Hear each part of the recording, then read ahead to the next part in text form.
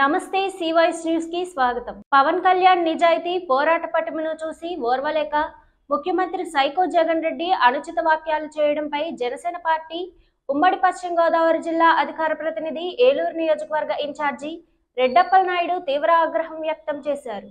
Janasena party Eluru నియోజకవర్గ కార్యాలయంలో ఆదివారం ఏర్పాటు చేసిన మీడియా సమావేశంలో రెడ్డప్పలనాయుడు మాట్లాడుతూ సీఎం జగన్ రెడ్డి పేరు ఎత్తడానికి ప్రజలు సిగ్గుపడుతున్నారన్నారు। చట్ట ప్రకారం న్యాయ వ్యవస్థ ద్వారా విడాకులు తీసుకున్న తర్వాతే పవన్ కళ్యాణ్ గారు వివాహం చేసుకున్నారని ఎవరికీ అన్యాయం చేయలేదన్నారు। జగన్ రెడ్డి వంశంలో చట్ట విరుద్ధంగా అనేక వివాహాలు చేసుకున్న విషయం గుర్తు చేసుకోవాలని నిలదీశారు। 2 రోజుల క్రితం భీమవరం విద్యా దీవెనకు పరదాల చాటు వచ్చిన జగన్ రెడ్డి విద్యార్థుల్లో విష సంస్కృతిని నింపే విధంగాను సమాజాన్ని విచ్ఛిన్నం చేసే విధంగాను పెడదవ పట్టే విధంగా వాక్యాలు చేశారన్నారు। రౌడీలా మాఫియాలా ఉగ్రవాదిలా క్రిమినల్ జగన్ రెడ్డి వ్యవహరిస్తున్నాడని ఆరోపించారు। తన సొంత పార్టీకి చెందిన వారే జగన్ రెడ్డిని అసహ్యించుకుంటున్నారన్నారు। దళిత యువకుడు శ్రీనును కోడికత్తి కేసులో ఇరికించి జైలుకు పంపించాడని హత్య చేసేందుకు జగన్ రెడ్డి కుట్ర పన్నుతున్నాడని ఆరోపించారు। బాబాయిని చంపిన హంతకుడు జగన్ రెడ్డి రాష్ట్రంలోని అన్ని వర్గాల భవిష్యత్తును విచ్ఛిన్నం చేసిన సైకో అన్నారు।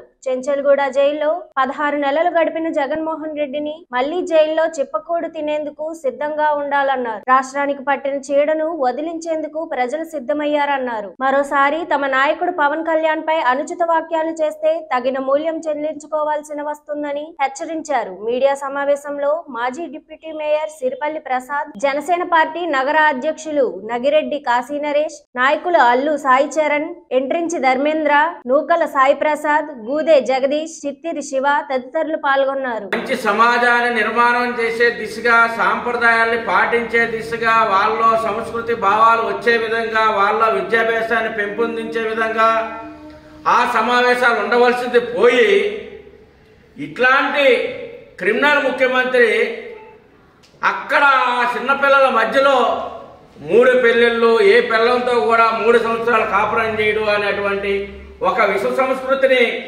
పిల్లల మెదడులో నాటడానికి, పిల్లల యొక్క మనసును మార్చడానికి, పిల్లల్ని ఒక చెడి కల్చర్ వైపు నడిపించే విధంగా ఇట్లాంటి జ్ఞానం లేనటువంటి ముఖ్యమంత్రులు మాట్లాడుతూ ఉంటే ఆంధ్రప్రదేశ్ ప్రజలందరూ కూడా తలదించుకొని మాది ఆంధ్రప్రదేశ్, మా ముఖ్యమంత్రి పల్నా ఎదవా అని చెప్పడానికి కూడా సిగ్గుపడేటువంటి పరిస్థితులు ఈ రోజున ఈ రాష్ట్ర ముఖ్యమంత్రి ఉన్నాడనేది మనం చూస్తూ ఉన్నాం।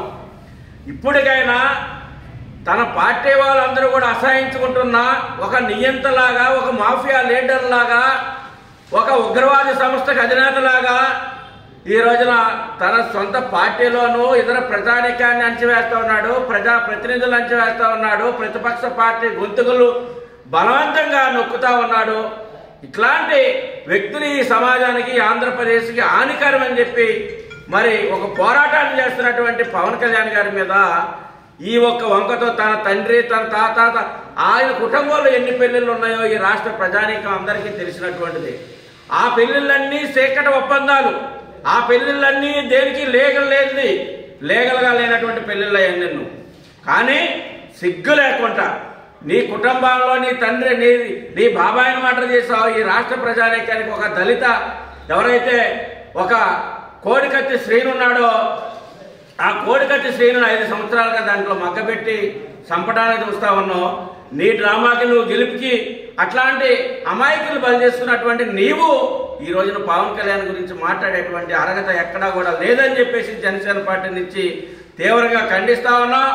నిన్ను ఈ రాష్ట్రం నుంచి పదవిలో దింపి ఈ రాష్ట్రం నుంచి ప్రజలు నిన్ను పంపించడానికి సిద్ధంగా ఉన్నారు। దానికి నువ్వు సిద్ధంగా ఉండవు। సెంచులు కూడా జైల్లో 16 నెలల పాటు ఎట్లా ఉన్నావో దీర్ఘకాలంగా రేపొద్దున జైల్లో ఉండడానికి సంసిద్ధమై ఇప్పటి నుంచే చిప్పకూడ అలవాటు చేసుకుని ఉండాలని చెప్పేసి ఇక ఈ తదుపరి ఏదైనా కానీ మళ్ళీ పవన్ కళ్యాణ్ గారి పైన ఇదే రకమైనటువంటి వాయిస్లు చేస్తే ఈ రాష్ట్ర ప్రజానీకమే మిమ్మల్ని తరిమి కొట్టేటువంటి రోజులు దగ్గరలో ఉన్నాయని చెప్పి ఈ సందర్భంగా హెచ్చరిస్తా ఉన్నాం, తీవ్రంగా ఖండిస్తా ఉన్నాం।